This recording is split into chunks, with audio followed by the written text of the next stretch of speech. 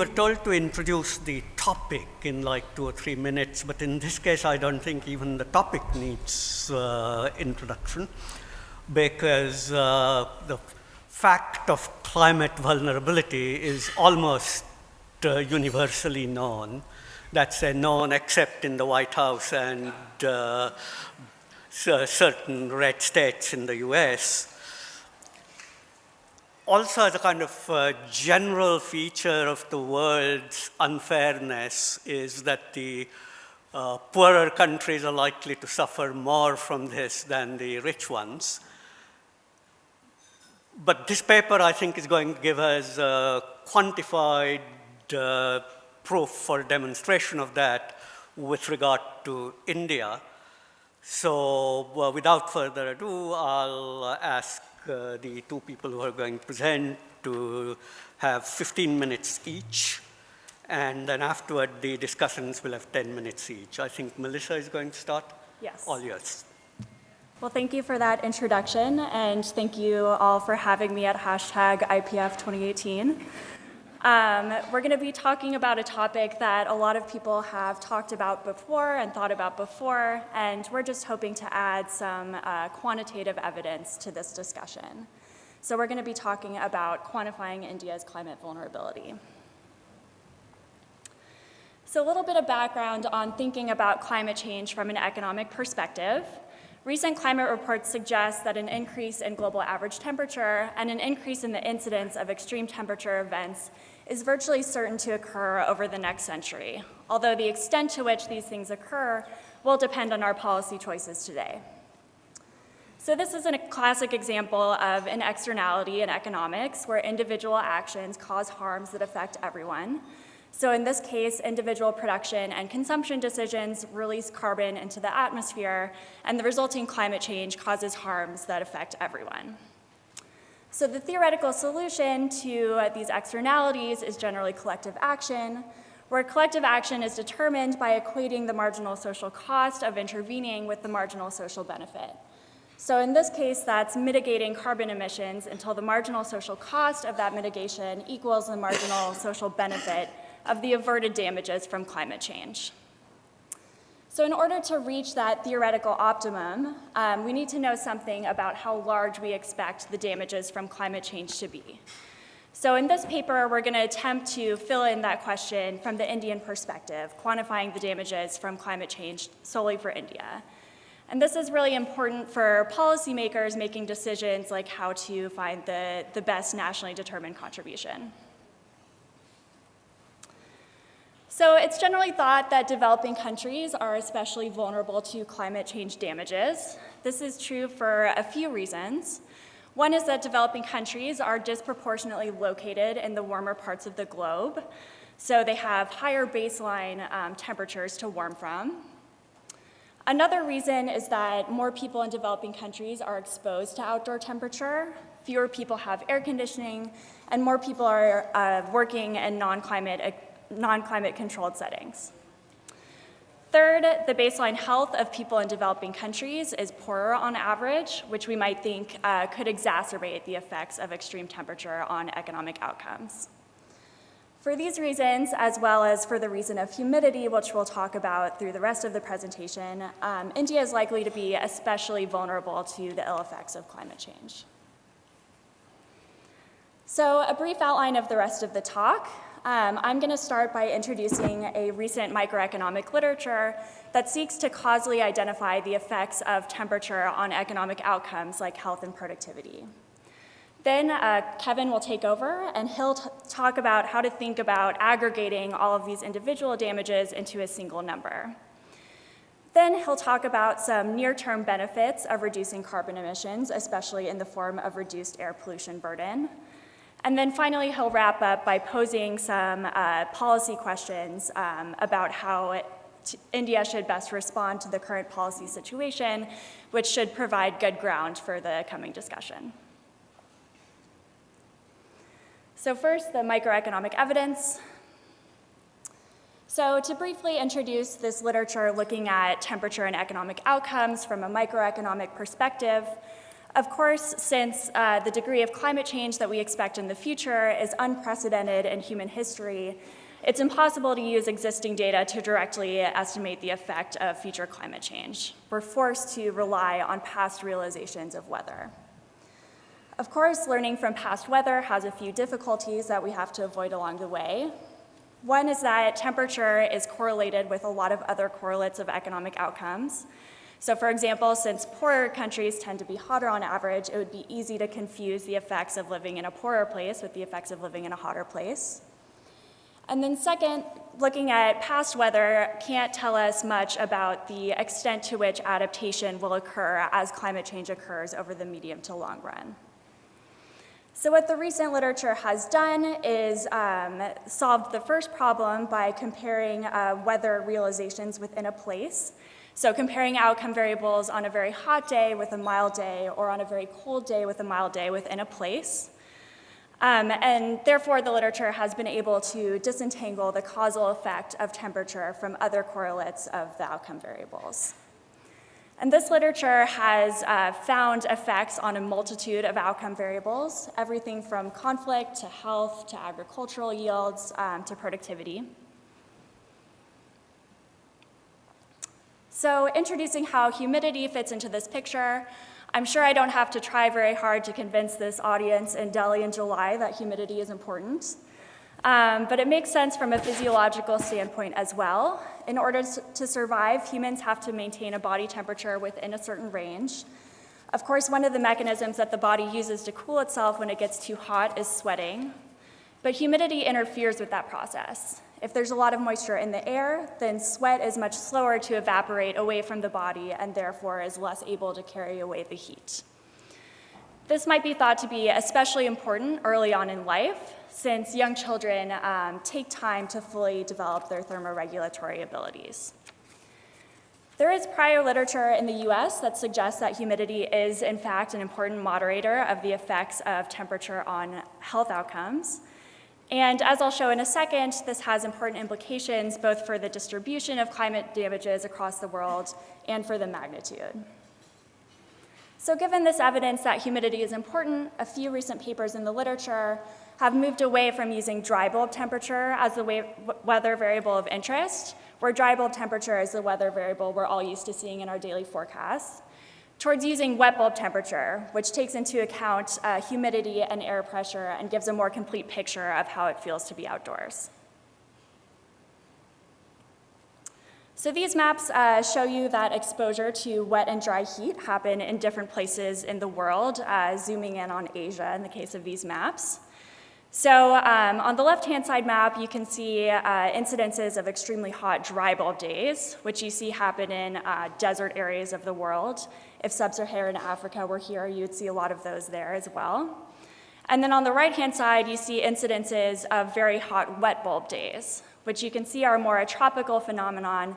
And you can also see how much North India sticks out in this map as a place where a lot of hot and humid days take place.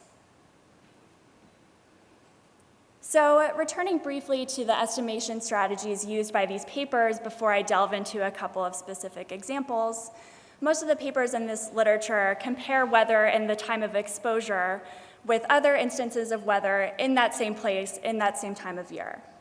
So in the simple example of this table, instead of comparing the weather and outcome variables in Sitapur versus Kanpur, the papers in this literature would compare the outcome variable within Sitapur in August 2009 when there were 6 very hot and humid days versus August 2008 when there were only 2. So to make that more formal, there's a generic regression equation at the bottom. Most papers in this literature look at the effects of temperature non-parametrically, so looking at indicators for temperature being within a certain range relative to some excluded bin. So the thought exercise is, what is the change in outcome variable that would occur if temperature was in the bin of interest instead of the excluded bin, which is usually a mild temperature like 60 to 70 degrees. Then the papers will control for place and time fixed effects, some vector of individual level characteristics, and then cluster their standard errors at the place level. So one particular example of a paper that looks at the effects of temperature and humidity in the developing world is a paper by Mike Geruso and one of our co-authors, Dean Spears, which looks at the impact of wet bulb temperature on infant mortality in 53 developing countries using demographic and health survey data. So they find that an additional day above 85 degrees wet bulb predicts about half an additional infant death per 1,000 births. Just a note on these 85-degree wet bulb days, globally they're very rare, but for any of you who were around Delhi last Thursday afternoon, there were a few hours where the wet bulb temperature got above 85 degrees. So to be clear, that wasn't an average 85-degree wet bulb day, but you might have gotten a taste of how hot and humid it is. So what we do in this paper is look at the implications for these effect sizes for India using both current and future projected weather distributions. So more specifically, we multiply the effect size from this Geruso and Spears paper by localized counts of days above 85 degrees wet bulb. So these three maps show the results of those calculations. In panel A, you have the results using current weather distributions. So this is using weather data from 2000 to 2010. And the thought exercise here is what is the excess infant mortality rate in these places relative to a situation when all of the 85-degree wet bulb days were replaced with days between 60 and 70 degrees wet bulb. So you can see that the effects are very concentrated in the northern states of Uttar Pradesh and Bihar. In panel B, we show the same calculation, but using future projected weather data under a relatively pessimistic business-as-usual climate change scenario. So you can see that the effects are still concentrated in North India, but they're significantly intensified. So now the effects are getting as large as 6 additional infant deaths per 1,000 births. Finally, in panel C, we look at the difference between excess infant mortality rate in the business-as-usual climate change scenario versus a more optimistic scenario which requires more mitigation. So these can be thought of as avoidable deaths using policy tools. So you can see that these avoidable deaths, again, are concentrated in North India. One thing to note here is that all of these effect sizes are in infant mortality rates, so they don't take into account the size of the local populations. But of course, we know that Uttar Pradesh and Bihar are some of the most populous states in India, some of the highest fertility states in India, as well as some of the poorest states in India. So another example of a paper looking at temperature and humidity in the developing world is my paper, which looks at wet bulb temperature and labor productivity. Since this is a difficult relationship to estimate empirically, I look at the impact of temperature on demographic and health survey interviewers as workers. So I look at the effect of daily average wet bulb temperature on several indicators of the quality and quantity of data produced in the DHS. And one of the major findings is that the number of interviews completed per hour declines by about 10% on these 85-degree wet bulb days. So in these three maps, we conduct the same exercise as before, but using the effects from my paper. So what you can see is that the distribution of effects is exactly the same, which is because we're using the exact same weather data. But what's changed is that now the legend is interpretable as an effect on labor productivity in percent per year terms. So to wrap up the microeconomic section, we have a few causally well-identified microeconomic estimates to lean on, and these are quantifiably large, and they have large implications for India. Of course, the regular caveat applies that these estimates can't teach us the extent to which adaptation will occur with climate change. But one important implication of these estimates is that climate change may cause increasing inequality within India because the damages fall disproportionately on the poorer states, which are the most hot and humid. So with that, I'll pass it on to Kevin. Great, thank you, Melissa. So now that we've seen individual indicators that are harmed by heat, and especially the combination of heat and humidity, what we're going to try to do in this section is be a little bit more ambitious, but significantly less precise, and aggregate these to a societal level cost, which is hopefully more relevant for policy. So the way we're going to do this is use a leading integrated assessment model, specifically Bill Nordhaus's RICE model, and we're going to modify it to put India at the center of it so we can measure India's cost-benefit analysis here. So the way these integrated assessment models work, they're kind of big computational models, but they rely on a pretty simple conceptual structure that shouldn't surprise anybody. So people who exist now are going to produce goods which have a side effect of emissions. These emissions are going to go through the carbon cycle, which creates a stock of CO2 in the atmosphere at any given time. Following the stock of CO2 in the atmosphere, the planet is going to warm, and this warming planet is going to harm people who exist in the future for all the reasons we kind of cited in the first half of the talk and the rest of the reasons people have documented in this literature. So any of these models that want to aggregate cost and benefits are going to have to make statements about welfare. And this is no exception here. So we have a social welfare function across time that takes the following form, which is generally the form that every other paper in this literature has taken. So this utility function here, U of CT, we can think of that as being generational utility. So that's the utility India as a whole kind of would receive at any given time, and it's a function of its per capita consumption CT. We then weight each time period by the size of the generation, weighing larger generations more than smaller generations. And we generally allow for discounting here rho, because this is common in this literature, although we're going to set rho to 0 in this paper. Now the reason we set rho to be 0 is because rho is a discount on well-being over time. So this says someone who is born in 2100, we care less about their well-being in social welfare than we would care about somebody born today. We don't see much of an ethical justification for this, so we're not going to discount based on pure time preference. How we are going to discount is using the concavity of this utility function, U of CT. The reason that this discounts the harms to future people is because future people in this model, and we hope, will be far richer than current Indians. And so the model is less worried about taking consumption away from these future people than it is worried about taking consumption away from current people. So to be clear, we are going to discount damages in the future. We're only going to discount because future people are wealthier, not because future people come further along in time. So the key mechanism and trade-off that the model is going to deal with here, as you can probably predict, is that it's going to want to balance these mitigation costs on current people with the benefits of averting climate damages for future people. Okay, so what damages can we expect future people to have to cope with? This is a highly uncertain object here, so we're following this Bill Nordhaus model again, this Rice 2010 model, where these are the computations for how he gets his global average damage function, which is the orange quadratic curve here. He computes this just by taking a survey, Toll 2009, and fitting a quadratic to it.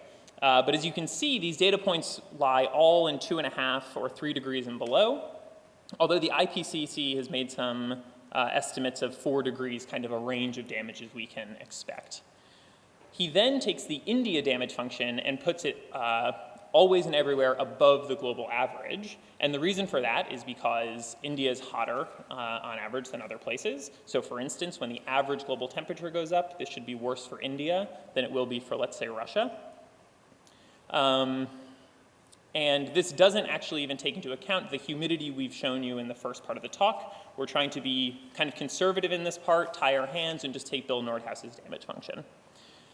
There obviously is a lot of uncertainty surrounding this, but what we want to note is that we think these are quite conservative for 2 reasons.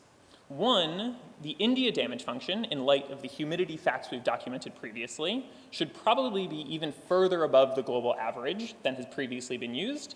And 2, Nordhaus himself has gone back in previous work and updated this damage function based on critiques that he was being too optimistic about the effects of climate change on the economy. So while this is uncertain, and we recognize this, we don't think our results are being driven by being overly pessimistic relative to expert consensus. So what does this mean for India? So in a low mitigation scenario, this RCP 8.2 that Melissa talked about, we should expect the planet to warm between 5 and 7 degrees. This is if we don't do any kind of global action. Warming between 5 and 7 degrees would mean that India is going to lose between 10 and 20% of GDP per year, according to this damage function. And once this kicks in, it's going to happen for decades and decades. So this is still hard to think about in light of kind of what I said earlier, that future Indians will be richer, so perhaps taking these damages won't be quite as bad as asking current people to mitigate. So what we're going to try to do is use this model to compute near-term losses that are more easily understood, but would be equivalently bad for the social welfare function. So the way we're going to do this is we're going to run the model with some level of global warming, and we're going to record India's total well-being through this scenario. So other things equal, as we can hold in this model, the hotter the planet gets, the worse it's going to be for Indians. Then what we're going to do is for each climate scenario, we're going to reduce current consumption by some percentage for the next 20 years until we match how bad this would be for well-being. The result of this process is going to give us the size that a long, deep economic recession would have to be in order to be equivalently bad to these climate damages that will be experienced for a long time. So in our baseline scenario, where we run this RCP 8.2, Bill Nordhaus's business as usual, damages are projected to be as costly as a 30% collapse in economic activity for the next 20 years. This would be a humanitarian crisis. It would generate a lot of policy attention, and so we think this is a number that should hopefully generate some policy attention around climate change. Okay, so here are the full set of results. That was just kind of the headline. So this graph here shows for every climate change scenario, which is the horizontal axis. So if we look at the 5 on this graph, that's a climate change scenario that's summarized by the peak warming that happens. So the temperature eventually gets to 5 degrees. In order to harm social welfare as much, we have to take 20% of consumption away, that's this vertical axis here, for the next 20 years in order for it to be equivalently bad. So that headline result I cited a second ago is if we put in global current policy where we just wait for the private sector to eventually eliminate greenhouse gases. And under this scenario, it's projected to get us to around 6 degrees of global warming. And this results in damages that are as costly as a recession of 30% GDP per capita for the next 20 years. Now, these levels are striking, but as anybody in economics knows, what we care about is kind of the marginal benefit that we can achieve with good policy. And the shape of this curve suggests that there are possible big gains from good global policy. So this shows, just for instance, what the gains would approximately look like if we were able to avert this very bad climate change scenario of 6 degrees and get us to a 3-degree world instead. And 3 degrees isn't even all that ambitious relative to what climate scientists are calling for with a 2-degree cap. But even a 3-degree world eliminates much of the human suffering. So you may be thinking, if you've been listening to this and you think this is going to be terrible, India should be unilaterally getting rid of its CO2 emissions because at any means necessary we should try to avoid this. Unfortunately, and what surprised us a bit, is that removing all of India's emissions does very little to move the needle on total climate change. And this is kind of a main result of the paper because it shows this isn't just a domestic policy priority. This has to be a foreign policy priority. The reason that this is the case, as we dug into a bit, is a lot of global warming is actually locked in from past emissions that have yet to kind of warm the planet to their full extent. And second, in this low mitigation strategy where all countries continue emitting without restraint, India only makes up about 11% of total future emissions in the model that we run. So this needs to be an international issue. This can't just be an Indian issue, which I guess seems to be apparent from conversation that there's global coordination, but we think this should spur creativity around this question. Okay, so to be completely upfront, this literature has large debates over how important it is that we discount the future. Our paper is no exception to this. And the way we discount, as I said earlier, but I'll remind everybody here, is that we don't discount just because people exist further into the future. We discount because current Indians are richer in this model than, future Indians are richer in this model than current Indians are. So this is why we call this inequality aversion, because this is inequality across generations. Now, what I will note is that, as you can see, there's a lot of uncertainty. We talk about this a bit in the paper if you're interested in a follow-up discussion. But the value we pick for this inequality aversion, our main result, that thick red line in the middle, is relatively conservative to what past work has used. So these results are certainly not cherry-picked by using a value that's going to generate a very high result. Most papers would actually land, if you take their version, somewhere above our results. Unfortunately, there are authors, or not unfortunately, but there are authors who suggest using values that would result in lower damages. So there is uncertainty, but you can look at the paper if you'd like to see more on this. Okay, so one final time, because this is a really important issue, is that we assume that the well-being of current and future people matter equally for social welfare. All right, so far we've framed this as a discussion between current Indians sacrificing something for the benefit of future Indians. But there's a literature that argues that there's actually large benefits to be gained from the generation that decides to mitigate. And these health go benefits, as we call them, come from the fact that we're eliminating air pollution if we eliminate greenhouse gas, or not eliminating, but it's very highly correlated that air pollution will be reduced if we reduce greenhouse gas emissions. India is known to be a country with a lot of air pollution, and they suffer from very large health costs of this air pollution. And so taking one of these standard integrated assessment models and sticking in the health costs of air pollution actually rationalizes aggressive unilateral mitigation. Climate change may be a global problem, but air pollution is a local problem. And so there will be benefits for current Indians who choose to eventually take on the burden of reducing greenhouse gas emissions. Okay, so to conclude our talk here, we want to ask the question of what is India's best response to current international climate policy, which we think is unjust. Now, rich countries have seemed to not be mitigating quite as much as an optimal outcome would suggest. And we actually have a paper that shows even if you completely get rid of backwards-looking historical responsibility and use a utilitarian social welfare function globally, it results in a world where optimal policy is that rich countries are mitigating much, much more than they are. So we are all in agreement, or the current authors are in agreement, that rich countries are failing by not mitigating quite as much as they are, or actually not nearly as much as they should be. But unfortunately, the question remains that what is India's best response to global climate policy, the global climate policy of inaction? So to wrap up, we just want to pose the question that in light of international injustice, of India's climate vulnerability, and of the fact that this appears to be a foreign policy priority, what can India do to get other countries to agree with or to comply with the Paris Accord? And as this World Bank report that just recently came out, they actually use a completely different methodology and come to the exact same conclusion that India needs to find a way to get other countries to comply with Paris. Okay, now to just summarize what we've done, Melissa started by telling us that humidity is an extra reason that India is climate vulnerable relative to what past work has kind of shown.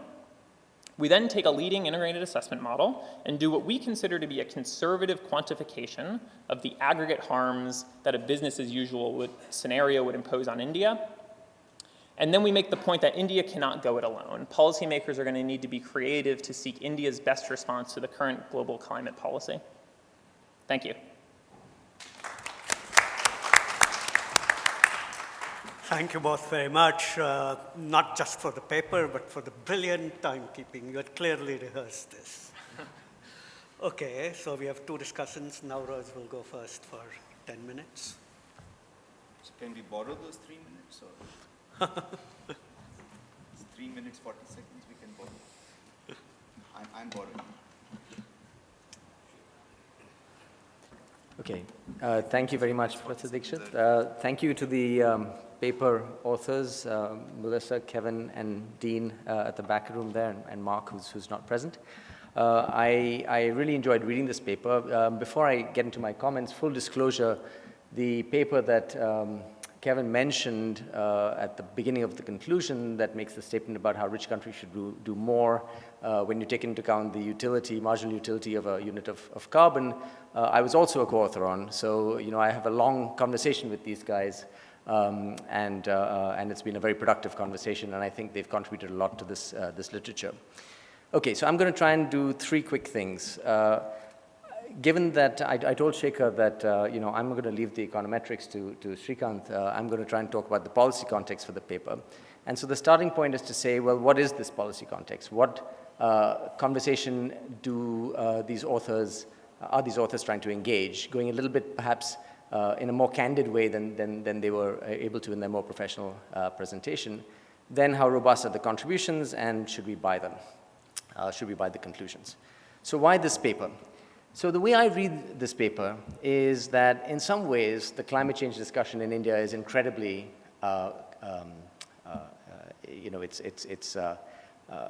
it's hard to get people's attention to focus on climate change. It's a bit frustrating. So I've somewhat provocatively called it a policy and political backwater.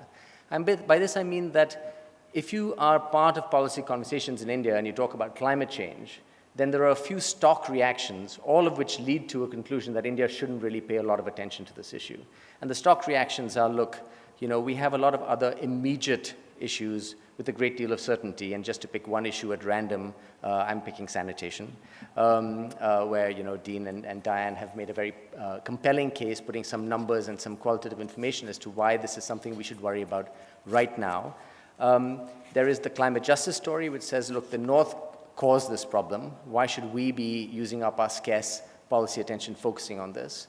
And then there's the argument that growth, that growth allows better adaptation, and mitigation would only constrain growth and therefore works opposite to our interests. So given this, so you have this sort of strange situation where India is one of the most vulnerable countries to climate change. Globally, you have this discussion about an existential crisis. But within India, it's extremely hard to gain much political attention for this issue other than episodically between November 5th and December 5th when the annual COP happens in one of the global capitals of the world. So I see this paper, in a sense, being part of this larger conversation of how you steer India out of this kind of, steer climate change out of this kind of backwater situation in India. And how do you do that? I think Kevin put it very bluntly. If you can put a big, hairy GDP number up there, that gets people's attention. Or if you can hitch this wagon to an engine that has more momentum to issues and communities that already gain attention, infant mortality, labor productivity, air quality, using some of the examples from this paper, then you can get somewhere. So I see this paper operating in that context. How do we get attention to this issue? So what are the answers? I'm just going to quickly rehearse what Melissa and Kevin have said. So the arguments are climate change-related temperature changes can increase infant mortality, decrease labor productivity. GDP per capita, the headline big hairy number is 29% GDP per capita decrease for 20 years, so 20-year-long 30% odd recession, and that the air quality benefits are considerable. So these are all compelling arguments to follow that strategy. And then the question becomes, do they hold up? So let me just actually, before I get into whether they hold up, let me just say that this is if this indeed is a correct reading of the objective of this paper, it's one I'm very, very sympathetic to. And my questioning really of whether they have achieved this task is just by way of strengthening the arguments, because I think this is a worthy thing, a worthy objective to achieve. So here's some of the holes that I would pick, or some of the questions that I would ask. On the microeconomic evidence, I think Melissa actually sort of addressed this point. The question is, can data from within place variations across time capture the kind of discontinuities, climatic discontinuities that we expect to see from climate change? And Melissa said that, in fact, they can't. So I think she was right to put that caveat out there, but I would note that actually this only strengthens their case that this is, in a sense, only a floor level of impacts. So I think it's a useful set of arguments. They referred to the paper by Muthukumaramani et al., which looks at effects on consumption. The only point I would make is that in the climate world, pretty pictures count for a huge amount. And money has lots and lots of pretty pictures broken up by districts and so on. It's very vivid and visual. It sounds like a silly point, but if you read IPCC documents, they're full of these very, very complicated headline graphs. And in the IPCC processes, Shreekant and I were both part of this last time around. There's a lot of time and attention given to these kind of, visuals. So I think locating this in the context of a larger deliberative policy conversation, those kinds of visuals can be very powerful. Getting to the GDP headline number, which is actually the part of the paper, it's only one part of the paper, but in a sense the part that most attracted me. Because if you can in fact stand by this 29% loss number, it really cracks open the conversation. And there are a couple of things that I worry about a little bit. One is these damage functions, and Kevin sort of talked us through the complexities. Some people think they're a bit dodgy. It's hard to actually figure out whether you've drawn those curves right, and especially if you're doing it for a country as opposed to for globally, there's some question marks, but I think the authors are right. They are well within the bounds of the literature. The part that I am more worried about is the use of the term current policy. And in the presentation, Kevin made the point that look, you can get a long way with a little marginal policy. And I think the paper may do itself a bit of a disservice and sort of border on the sensational by putting out the 6-degree warming number, which I think is drawn from RCP 8.5. The Paris pledges, which are already on the table, which countries have committed to, are estimated to get us to somewhere between 2.7 and 3.3 degrees. So give or take a few degrees, you're still not near 6 degrees. So that's not really, and admittedly, those are pledges, they're not policy yet, but there's a lot of momentum. Many of these pledges are already locked in and so on and so forth.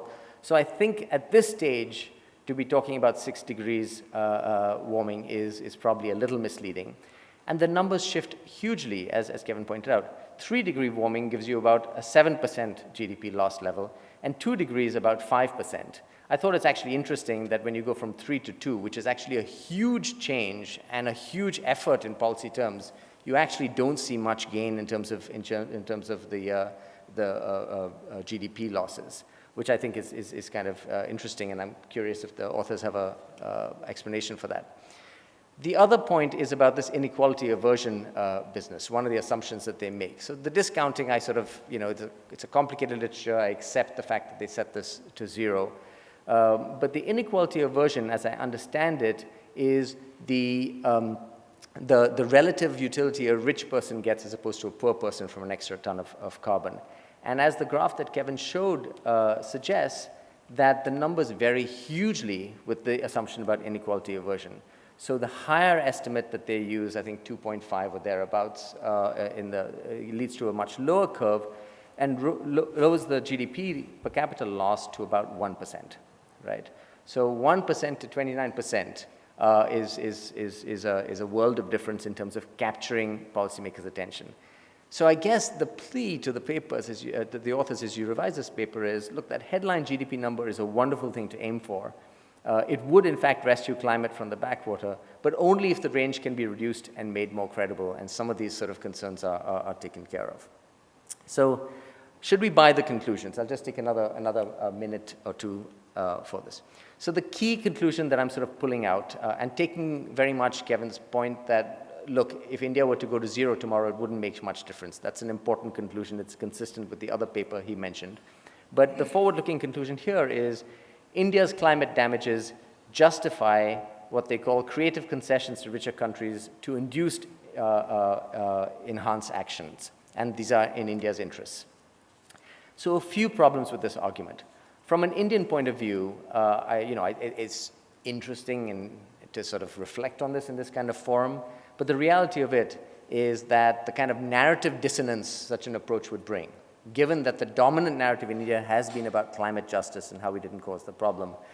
Even if this were rational from a policy point of view, it's very hard to imagine that we would be able to act on such advice because of the dissonance with the dominant narrative in India. But I think the more important argument is, I'm not sure that it works as a way of approaching rich countries. For rich countries to actually pick up, to be interested in this conversation, India's concession would have to be larger than the perceived competitiveness loss from any mitigation action in order for this to make sense. And this is driven, so in other words, it's not really a bilateral relationship. It's a relationship that's driven by, at least in the politics of it, by perceived issues around competitiveness. And later on I'll mention just that, what's changed climate politics a little bit is a decrease in the extent to which people perceive competitiveness to be threatened. The other observation is other rich countries are almost certainly also absolute losers from climate change as well.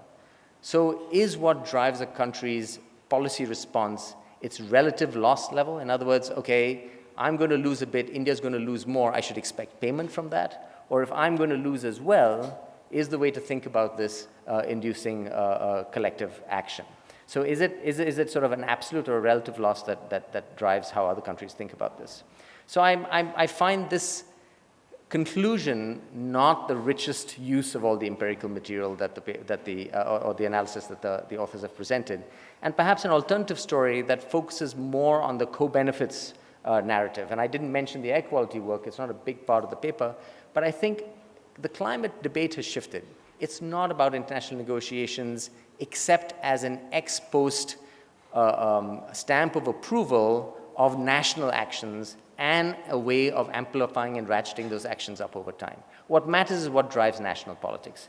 And what drives national politics in India is likely to be the potential, not always guaranteed, but the potential for some of these co-benefit actions in areas like air pollution. So I think that's the argument that's worth pushing, and that's presumably what has driven also the renewable energy story, in the sense that it's become cost competitiveness, it's consistent with India's energy security interests, therefore renewable energy is being promoted. It's not really a climate-driven story.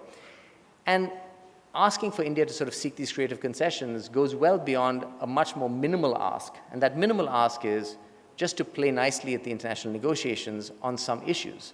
Now, I think the narrative has changed in India, but historically, we have held back on some things that I think we shouldn't be holding back on, like a more rigorous transparency mechanism for all countries, seeking a more robust technical expert review process. In the past, we've been very hesitant about legally binding obligations. These kinds of things are likely to bind the North just as much, if not more, than India, because India is actually well down the path of things like a renewable energy transition. So I think framing the paper and its conclusions around issues like this, in terms of India's role in spurring collective action, might actually be a little bit truer to the messages that you very nicely lay out. Thanks so much. So, thank you very much. Navroz has already kind of used up a couple of the spare minutes, but you can have 12. Shreekant? Okay, thank you. Can I speak from here? Can this come on?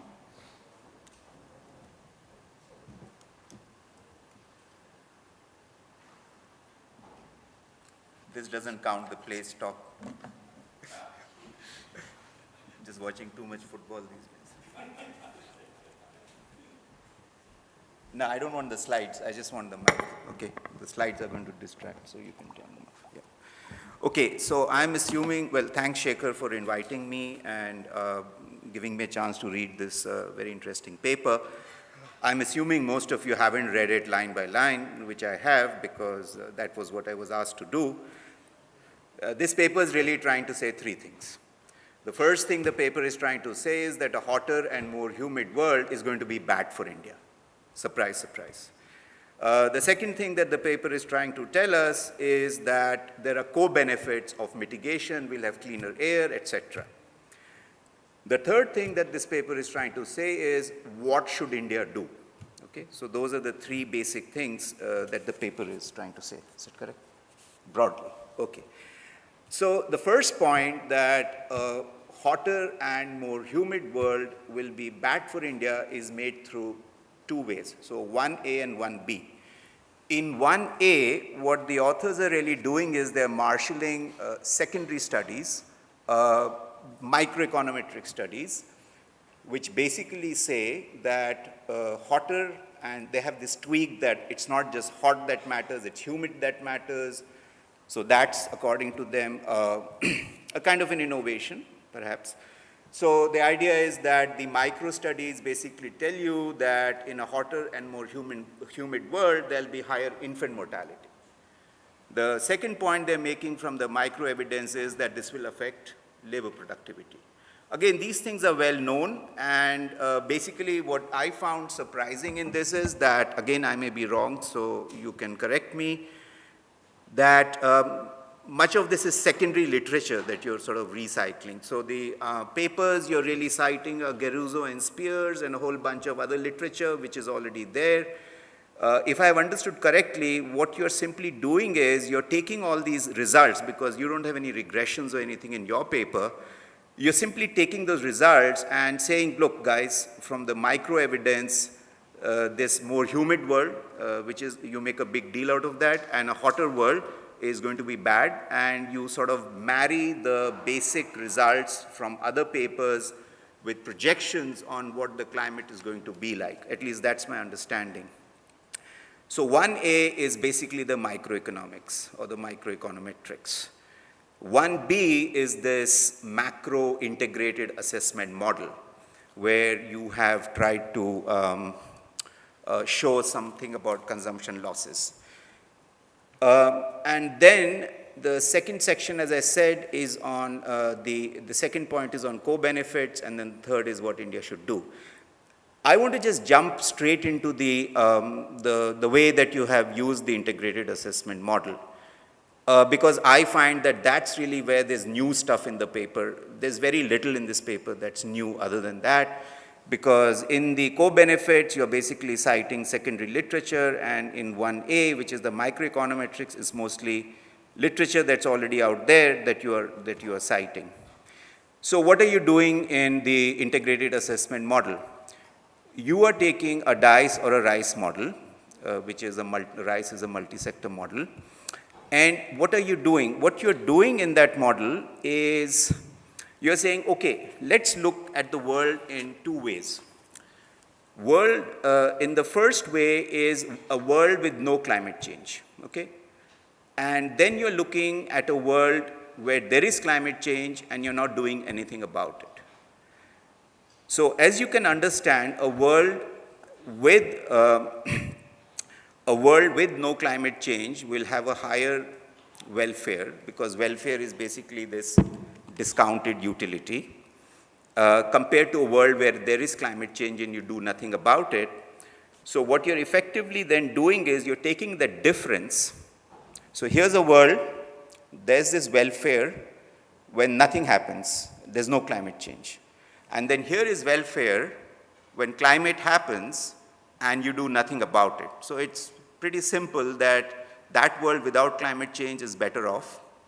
What you're now doing is you are saying that, so again, so this is where you said you warm the planet, and so you rerun this scenario without climate change, and you reduce the per capita consumption. I should have put up the equations. You're forcing a world without climate change to come up with the same discounted welfare that you have in a world with climate change and no action. Is that correct? Broadly. Yeah, we do it for a whole range, not just... Yeah, but that's a matter of detail. The point is that's what you're doing. And then you're saying, okay, guys, we have a world here with no climate change. How can we force consumption down in the near term so that you will get that same result? That's right. Now, the problem there is that since I do integrated assessment models for a living, the idea is that you have to put constraints into this model. So if you look at the DICE model, there are temperature constraint scenarios, etc. Anyway, let me not go into it and eat up my time. I have certain clarifications or clarificatory questions about how you've exactly done this. But more important, you've said, well, guys, if you don't do anything about climate change, it's going to be like 30% drop in consumption, etc. Why is that an interesting question? Because really the impacts of climate change are going to be much farther in the future. And just as an aside, in fact, this is the point that I should have started my comments with. As Navroz said that, look, here you're trying to quantify the impacts of change so that Indian policymakers get scared. Oh my God, climate change is going to be really bad for us, let's let's do something about it.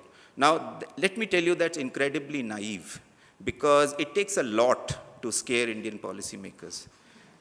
Seriously, I mean, see, because ultimately this is a policy forum. You're trying to say, look, climate change is going to be really bad for us. Here is all our data, so do something about it. I could be sitting here and saying the same thing about air pollution. Look, it's very bad.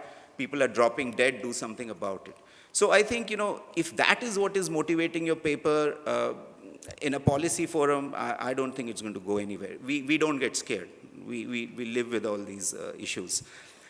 So then what? Again, can't see well without my glasses. 6 minutes, okay. See, if you were to do an integrated assessment model, or if you were to really write this paper, there is this big elephant in the room that you're missing, which is adapt. There is nothing in this paper about adaptation, which I find really puzzling. Because as you've already said, if India were to reduce its emissions to 0, it's not going to make any difference to the temperature trajectory. You showed those graphs. But from there, you make this very puzzling leap that, well, it's not going to make any difference, but yet we should mitigate. So what you have really done is you have missed out on two opportunities. The first is that this integrated assessment model has an adaptation version, which I'm sure you know of, which is called AD-DICE, the AD-DICE, where you modify a DICE model to build in adaptation. So I don't see any analysis, particularly for India, meaningful until you build an adaptation into an integrated assessment model. The second opportunity you have missed is that when you're talking about the co-benefits, which is okay, you reduce your greenhouse gas emissions, there'll be co-benefits in terms of lower air pollution, etc., and there'll be those benefits. Then you have to put that into your conclusions, which is really the weakest part of this paper. Because what you have done is you have said, okay, this is going to be bad for us, this is going to decrease our consumption, and we have co-benefits, and then in the last section, you have simply said, so India should mitigate. You're shaking your head, so fine, we'll take that in the discussion. But so let me just cite the way you end this paper, or at least the version that I have. It says, it would be a moral tragedy if India has to make such a strategic concession to protect Indians from the unjust emissions of rich nations. But climate change involves moral tragedies. If such strategic concession or other action is required and possible, it would be a mistake for India not to do at least what is in the interest of present and future Indians to protect them from the grave threat posed by unbridled climate change. Now, if Indian mitigation, bringing our emissions down to 0, is not going to do anything for the global temperature trajectory, then where is this coming from? You say it's coming from the co-benefits of mitigation, then that should be formally modeled into your integrated assessment models. You simply can't assert that. So basically what I find in this paper are 4 disjoint pieces. The first, which is microeconometric evidence. The second, which is integrated assessment model, both of which add up to telling you that climate change is going to be really bad for us. The second part, 1A, 1B, so the second part is that there are co-benefits, and the last part is that India should mitigate. I mean, that's my very broad understanding of it. So let me just talk a little bit about mitigation, about adaptation. So for example, as we get richer, there is no reason why we wouldn't be adapting. Lee Kuan Yew once said that the greatest invention humankind ever made was the air conditioner. Now, it's a humid country, so I don't see any reason why you should ignore adaptation. Now, you don't have data on adaptation. That's a different matter. But so the literature you have cited, and this is in your footnote, some prior literature has found that air conditioners moderated the mortality effects of high temperature in the 20th century United States. That's the Barreca et al. JPE paper, etc. So, but Geruso and Spears cannot test for this because they don't have the data. So that's fine, you don't have the data, but actually I went through this paper very carefully and I saw that really there's no discussion of adaptation. There is no attempt to model it. And the reason I'm putting this out is that if you were to go to the Indian, whatever, the minister or the PM and said, look, climate change is coming, what am I going to do about it?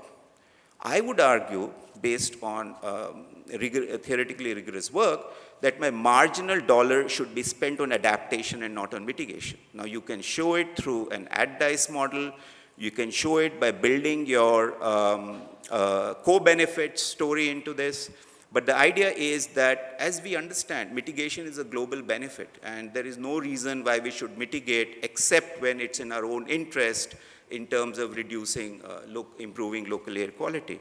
Otherwise, what we should be doing with our money is climate proofing our agriculture, doing things on our coast, et cetera, et cetera.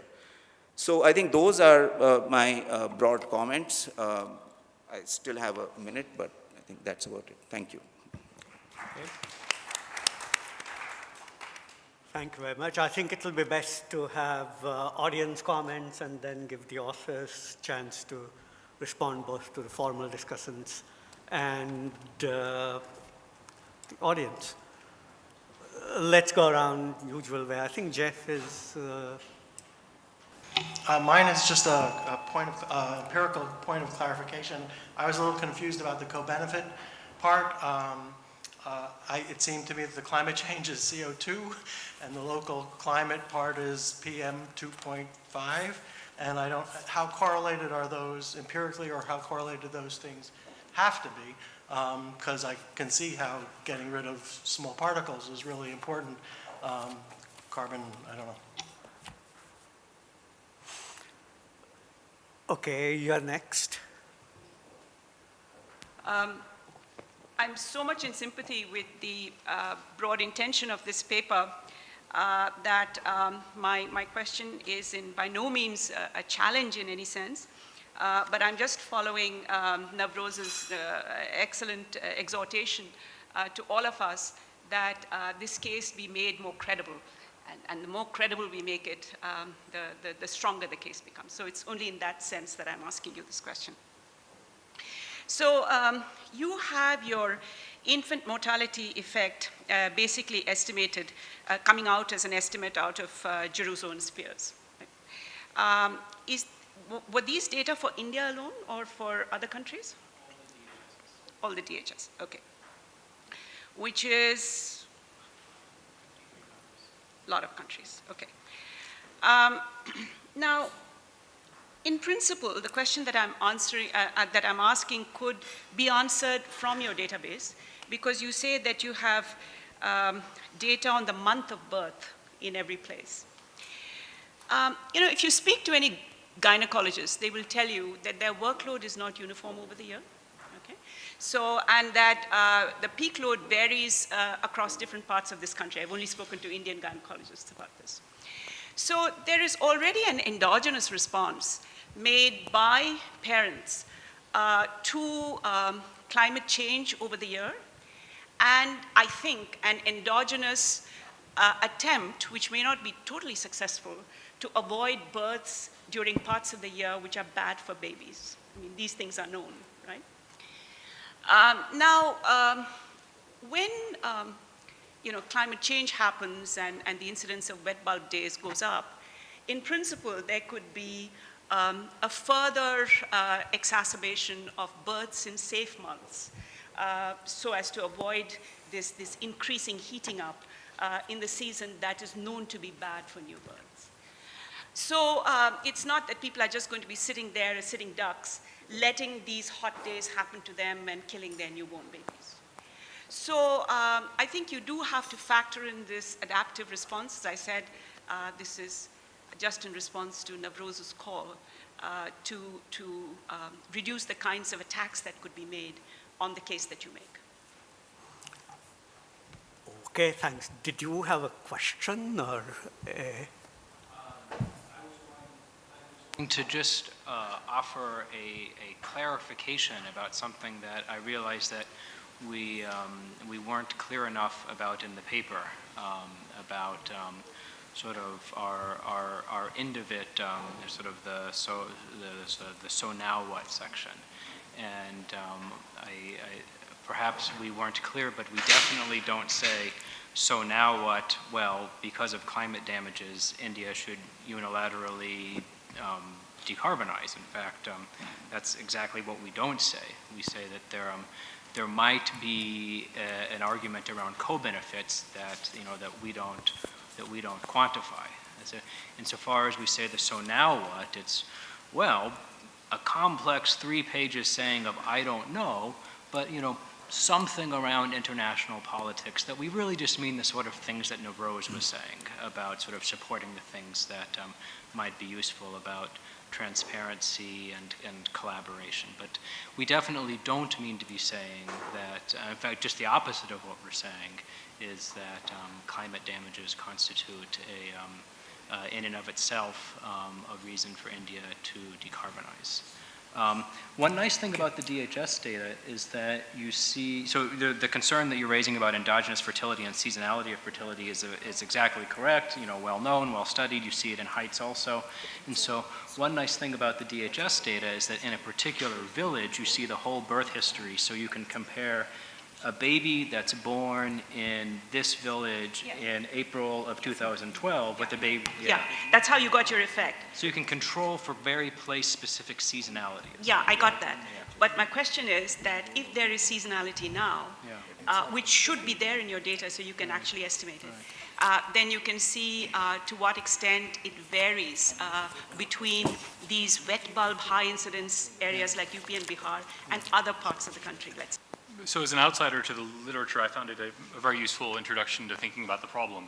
And as an outsider, I probably have 2 naive questions. So the first is, I didn't hear sea level or coastal in your presentation, and that really surprised me. But I just may be ignorant about this. It's built into the aggregate damage function. Okay. Yeah, okay, so it's built into all the aggregate damage function. So the way that, I guess, I'll answer this now. The way the damage function works is they use an economic estimate of how much GDP will be lost, and then there's sort of an ad hoc add-on for non-monetary costs, which includes sea level rise, infant mortality, et cetera. Well, but I guess, but the sea level, maybe I'm missing it. The sea level consequences are going to differ by country. They're going to have various consequences given where populations reside. I guess that's all in those. Exactly. We're taking this rice model and the India-specific damage function that Bill Nordhaus constructs using sea level rise damages in there. Okay. I guess the second question is, and maybe this just goes along the lines of adaptation, but migration is the most obvious answer, and it would seem like there's a reasonable case to be made for paying people now to move. So why aren't we subsidizing relocation? Or wouldn't that make sense, especially in UP and Bihar, given how localized this is? Or I guess more generally, migration seems like the most obvious response. So I'd love to know how these models think about that. Yeah. Again, perhaps we can leave the responses to the end and go around once again. This is regarding the last part of the paper.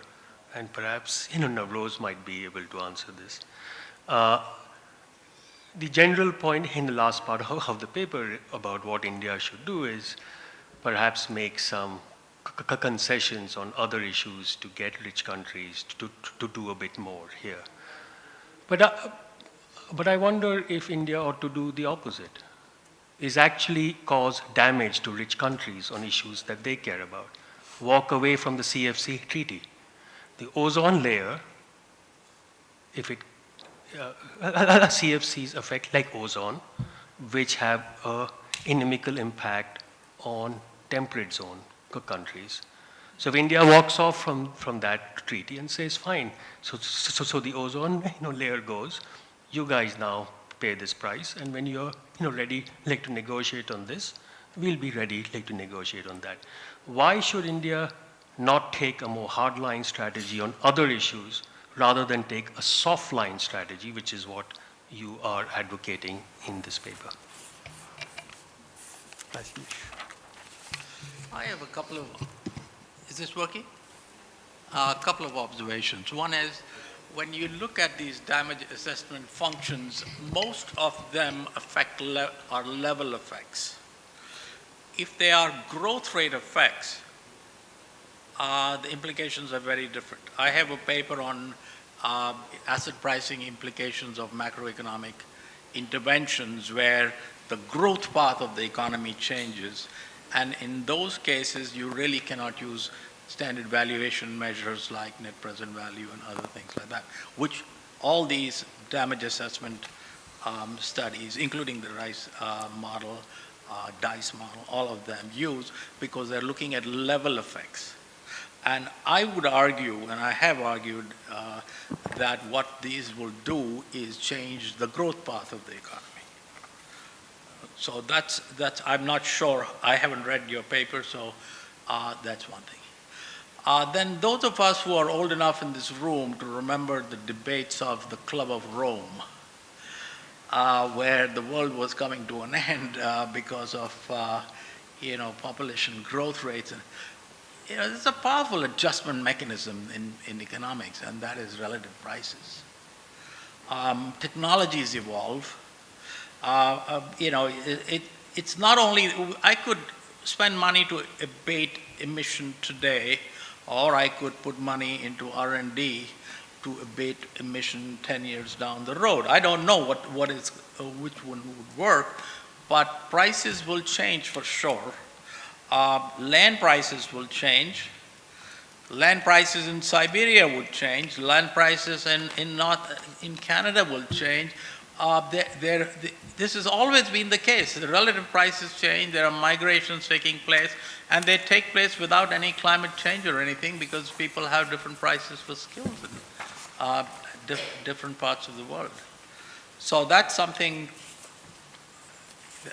That's another aspect that needs to be addressed. Thank you. Okay, anybody else? If not, we'll let the authors respond. Who wants to go first? You want me to go first? Great. I'd just like to thank everybody for the lively discussion. Sorry, it's a little close. And especially the two discussants for the excellent suggestions. Sorry. So one thing that I just want to note about this inequality aversion parameter that gives us wide uncertainty around our estimates, I think rather than just seeing that graph as justifying any possible result, what we personally see it as is that we're not confident that that number leads to a small result. So we think there's a large chance that that number falls in a range that implies the very, very large results. So while that 30% number comes with a lot of uncertainty, in order to kind of ignore the conclusions, you would have to be confident that we were severely underestimating the inequality aversion. As Navroz pointed out, 6 degrees of warming may not be the best number to be looking at as the baseline at this point, but given that that was the business as usual scenario in the model, we thought it was a good starting point.